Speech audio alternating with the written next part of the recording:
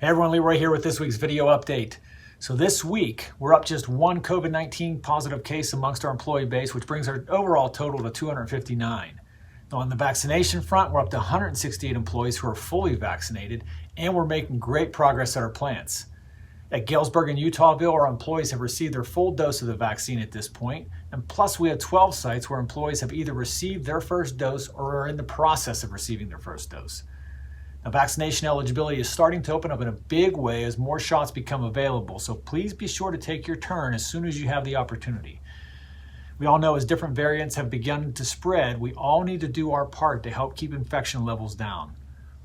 Now, as those in the U.S. may have seen in a memo from Joe Dowd, our Vice President of Zero Harm, the U.S. Centers for Disease and Control Prevention recently issued a new set of COVID-19 guidelines which relax some safety protocols for individuals who've been fully vaccinated. At Koppers, it's our intent to take a similar approach in the near future for all employees that have been fully vaccinated, but we're not there just quite yet. So for now, the CDC and OSHA, their directives clearly state that we must continue to adhere to masking and social distancing protocols in the workplace for everyone. Now we're hopeful that this guidance will begin to change as vaccination rates increase and virus spread begins to slow. So please, I ask you to be patient, continue to follow the safety protocols until the Koppers team provides different guidance. Earlier this week, the Koppers Inclusion and Diversity Committee hosted a national town hall conversation with police chiefs from across the country that serve communities where Koppers employees work and live every day. Thank you to everyone who took the time to participate and listen in on the conversation. I hope you found it meaningful and that you also gained a new perspective on some of the topics covered about creating safer, more inclusive communities.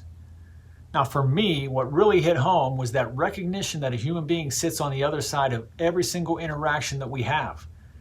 And I know it sounds crazy, but that can be easy to forget sometimes as we get caught up in achieving whatever objective it is that we have in the workplace, or in the case of the officers, their desire to mitigate the risk of danger that they potentially face in dealing with what is many times emotionally charged situations.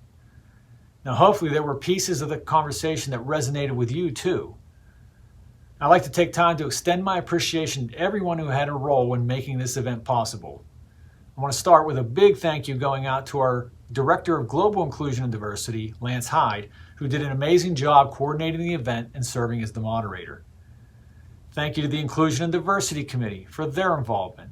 Several of them were on the call, including Robbie Yates, Tracy McCormick, and Luis Silva, who all had great questions for the panelists. Thanks also go out to our guest questioners, Greg Spencer, Karnaji Williams, and Sabrina Saunders-Mosby, and to our IT team, Tushar Lovelicker and Jonathan Capper, as well as Cut and Run Studios, who were all instrumental in making the virtual event a success. Finally, a huge thank you goes out to the police chiefs and commissioner for their willingness to take the time from their busy schedules to engage with courage and candor in this important conversation. Now, if you missed it, it's not too late to go back and watch. The replay is still available by clicking on the original event link, and it will also be posted internally at Koppers to Employee News tomorrow. So as I close out my message for the week, we find ourselves in the middle of the Jewish holiday Passover, which began last Saturday and ends on the evening of this coming Sunday, which also happens to be Easter. So for those celebrants of Passover or Easter, I wish you all a happy holiday and hope you have an enjoyable and relaxing weekend with family. Until next week, once again, I urge everybody, please continue to stay safe and stay strong.